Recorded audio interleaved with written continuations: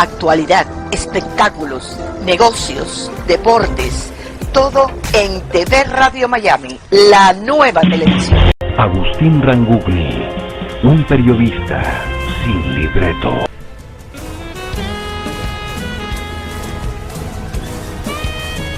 ¿Cómo le va? Qué gusto de saludarlo. Seguimos haciendo Portal Miami, programa que emitimos por TV Radio Miami, en asociación estratégica con Radio Miami Internacional y todas las emisoras que generosamente toman nuestra transmisión. A todas ellas, muchísimas gracias.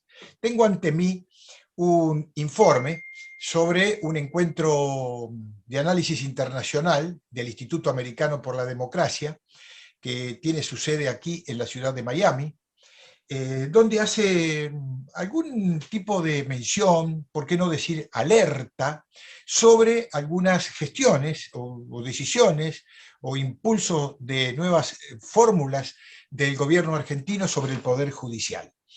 Vamos inmediatamente a hablar con el doctor Sánchez Berzaín, que es el presidente del Instituto Interamericano para la Democracia en Miami. ¿Cómo estás?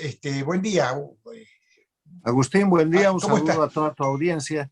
Soy el director ejecutivo del Inter-American Institute Sí. for Democracy y lo que hemos hecho es celebrar un foro sobre la lucha por el Poder Judicial en la Argentina, Sí, con importantes ponentes argentinos, legisladores, abogados, magistrados y periodistas, para analizar la situación por la cual el gobierno de Alberto Fernández y Cristina Kirchner han puesto en marcha un proceso para controlar el Poder Judicial.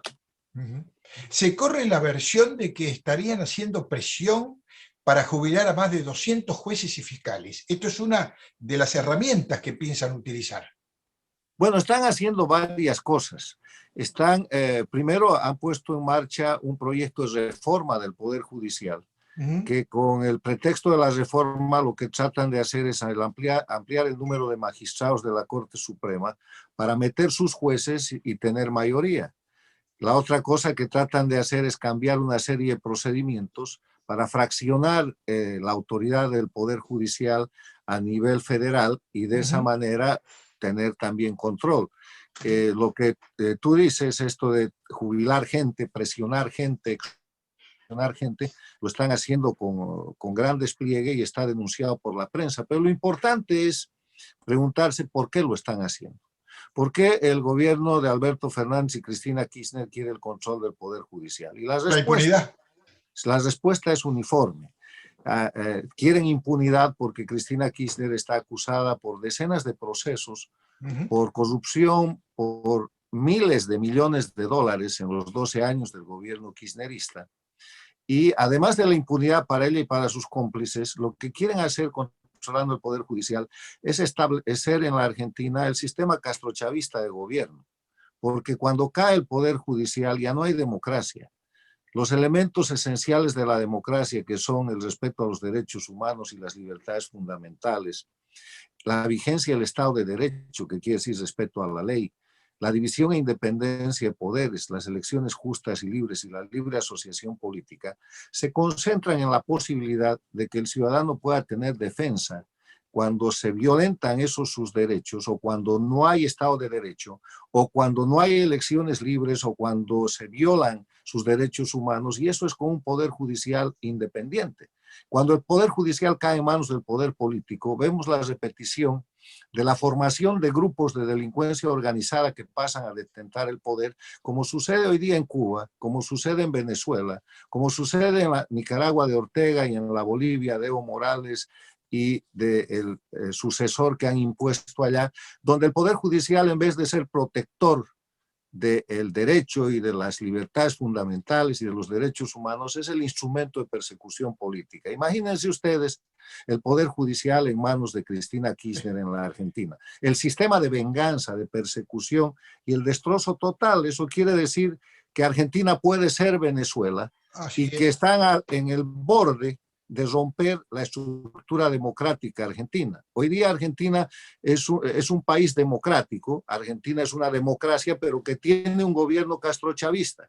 Y ese gobierno castrochavista vinculado a Cuba, Venezuela, Nicaragua, Bolivia, está tratando de romper el último soporte de la democracia, que es la independencia del Poder Judicial. Más allá también están atacando de forma permanente a la prensa independiente, que se ocupa precisamente de publicar todas estas cosas que estamos hablando.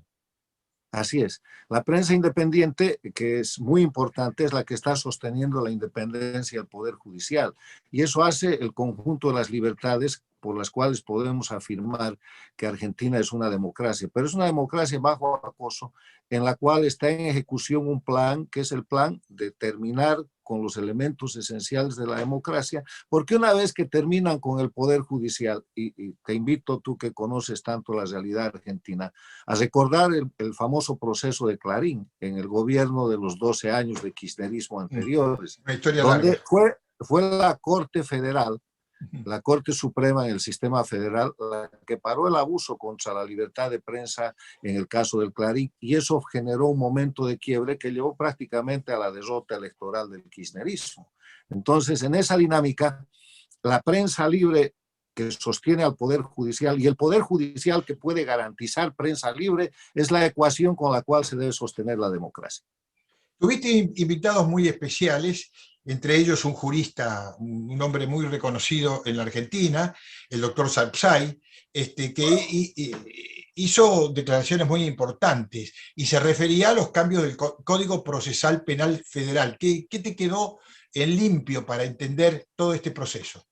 Están tratando de ajustar el Código Procesal Penal a la conveniencia de los delincuentes, que son los kirchneristas acusados por 12 años de crímenes, y al propio tiempo hacerlo más manipulable para perseguir a la oposición y perseguir a la prensa libre y a la resistencia.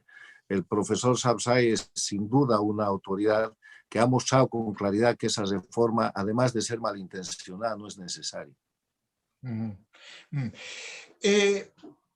Muchas veces se relaciona todo lo que pasa en Argentina con lo que pasó en Cuba, lo que pasó en Venezuela y así otros referentes. ¿A qué paso estamos hoy de distancia de lo que fue la Venezuela de Chávez y lo que es hoy la Venezuela actual, ¿no? Y otros países? ¿Dónde está ubicada la Argentina? Mira, la Argentina, el castrochavismo, que es el conjunto de dictaduras liderados por Cuba e integrado por Venezuela, por Bolivia, por Nicaragua, que tuvo bajo su control al Ecuador con Rafael Correa, ha tomado el gobierno en la Argentina y ahora lo que quiere tomar es el Estado, lo que quiere tomar es la nación. Y yo creo que el proyecto está demasiado avanzado, mucho más avanzado que en Colombia, que es el otro objetivo estratégico que tiene el castrochavismo. En la Argentina tienen el gobierno, en la Argentina tienen el control de la mayoría en el poder legislativo.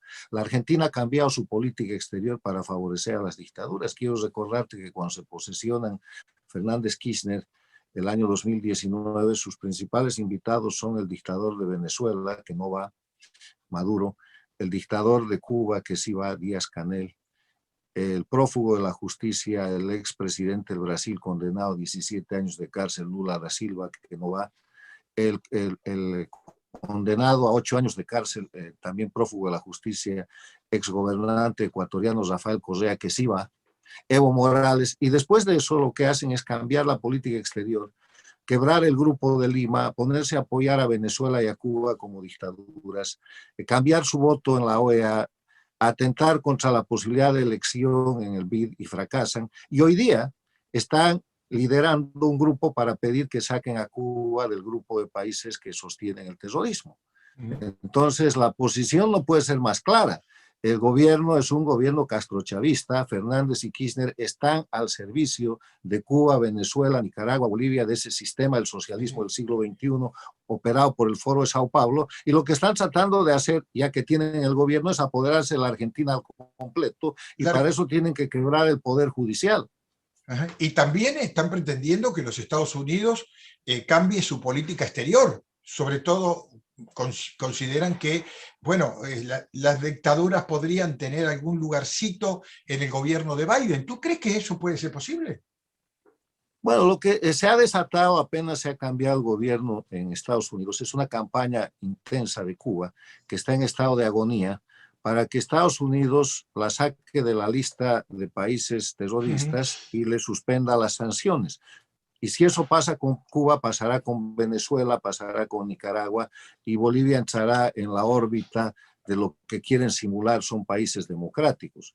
Ahora, eso tiene un tropiezo muy grande que ha abierto un debate intenso en los Estados Unidos. Si bien hay sectores en el nuevo gobierno del Partido Demócrata y del presidente Biden que son aliados conocidos y comprometidos con la dictadura de Cuba, con la dictadura de Venezuela, con la dictadura de Nicaragua y con la dictadura de Bolivia, hay también sectores que están mostrando que eso no es posible. Ayer ha habido un foro virtual en el cual el presidente del Comité de Asuntos Internacionales del Senado, o sea, el senador más importante, demócrata, Bob Menéndez, ha dicho que ellos están haciendo el esfuerzo para que la política exterior de los Estados Unidos, que tiene que tener ajustes, esté fundada en el respeto a los derechos humanos y los principios de democracia que son los fundamentos de los Estados Unidos.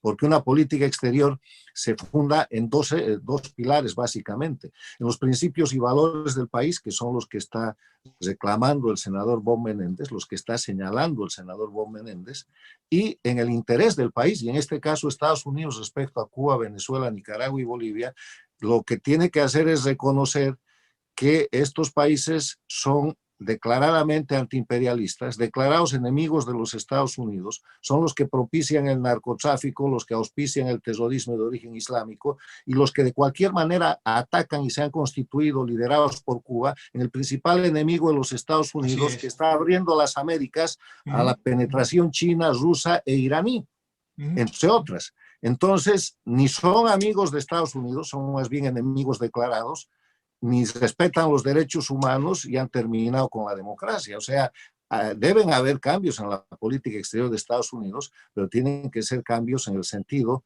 de que Estados Unidos deje de tener enemigos que son estas dictaduras y que las Américas dejen de sufrir la amenaza diaria, conspiración y criminal que el grupo de dictaduras del socialismo del siglo XXI lideradas por Cuba produce desde hace años. Carlos, hay una posibilidad de que se vuelva a asumir a Ecuador en las últimas elecciones, que llevan a segunda vuelta, ganó otra vez los representados por Correa.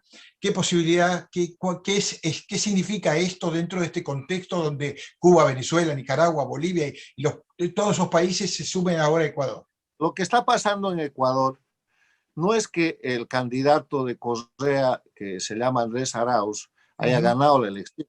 No, ha sacado la primera mayoría con el 32% en la primera vuelta, lo que quiere decir que el 68% de los ecuatorianos los rechazan. O sea, esa es una muy buena señal para la segunda vuelta. Esperemos que en la segunda vuelta se pongan de acuerdo que entre los dos que están disputando ese lugar, que son Lasso y Pérez, y la democracia del Ecuador pueda triunfar, porque el eje de confrontación en Ecuador no es derechas e izquierdas, es el retorno del dictador con impunidad, para lo que el candidato Arauz está haciendo los mayores esfuerzos y tiene el financiamiento demostrado, inclusive del ELN colombiano, y la democracia, que ha presentado 15 candidatos, porque en total han sido 16, que esperamos se unan en la segunda vuelta para permitir que ese 68% de repudio al castrochavismo, al correísmo y a lo que es el socialismo del siglo XXI se exprese y la democracia ecuatoriana gane y pueda seguir el buen camino de transición y retorno a la democracia que ha manejado el presidente Lenín Moreno durante estos 4 últimos años. Nada más que para terminar con esto, México también se presenta como, a través de su presidente, como una suma a todo este conjunto que se está armando si llegara Correa al poder. La política exterior de México está apoyando las dictaduras. Exacto. Ellos con la coartada de la doctrina Estrada, lo que hacen es decir que manejan el principio de no intervención y toleran y permiten las dictaduras, y de esa manera siempre han respaldado directa o indirectamente a la dictadura castrista. Hubo un quiebre en un momento en que México lideró hace 4 años el Grupo de Lima, pero con la llegada de López Obrador eso ha cambiado y hoy día la política exterior del gobierno mexicano es una política prodictatorial que respalda el castrochavismo y el socialismo del siglo XXI. Carlos, muchísimas gracias por tu gentileza. Espero que el instituto siga en la misión que tiene de defender la democracia. Muchísimas gracias. Seguimos, muchas gracias. Que Gracias. sigas muy bien. La pausa y volvemos.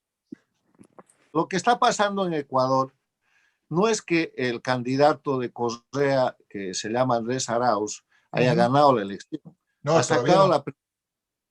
ha sacado la primera mayoría con el 32% en la primera vuelta, lo que quiere decir que el 68% de los ecuatorianos los rechazan. O sea, esa es una muy buena señal para la segunda vuelta. Esperemos que en la segunda vuelta se pongan de acuerdo que entre los dos que están disputando ese lugar, que son Lasso y Pérez, y la democracia del Ecuador pueda triunfar, porque el eje de confrontación en Ecuador no es derechas e izquierdas, es el retorno del dictador con impunidad, para lo que el candidato Arauz está haciendo los mayores esfuerzos y tiene el financiamiento demostrado inclusive del ELN colombiano, y la democracia, que ha presentado 15 candidatos, porque en total han sido 16, que esperamos se unan en la segunda vuelta para permitir que ese 68% de repudio al castrochavismo, al correísmo y a lo que es el socialismo del siglo XXI se exprese y la democracia ecuatoriana gane y pueda seguir el buen camino de transición y retorno a la democracia que ha manejado el presidente Lenín Moreno durante estos 4 últimos años. Nada más que para terminar con esto, México también se presenta como, a través de su presidente, como una suma a todo este conjunto que se está armando si llegara Correa al poder. La política exterior de México está apoyando las dictaduras. Exacto. Ellos con la coartada de la doctrina Estrada, lo que hacen es decir que manejan el principio de no intervención y toleran y permiten las dictaduras, y de esa manera siempre han respaldado directa o indirectamente a la dictadura castrista. Hubo un quiebre en un momento en que México lideró hace 4 años el Grupo de Lima, pero con la llegada de López Obrador eso ha cambiado y hoy día la política exterior del gobierno mexicano es una política prodictatorial que respalda el castrochavismo y el socialismo del siglo XXI. Carlos, muchísimas gracias por tu gentileza. Espero que el instituto siga en la misión que tiene de defender la democracia. Muchísimas gracias. Seguimos, muchas gracias. Gracias. Que sigas muy bien. La pausa y volvemos.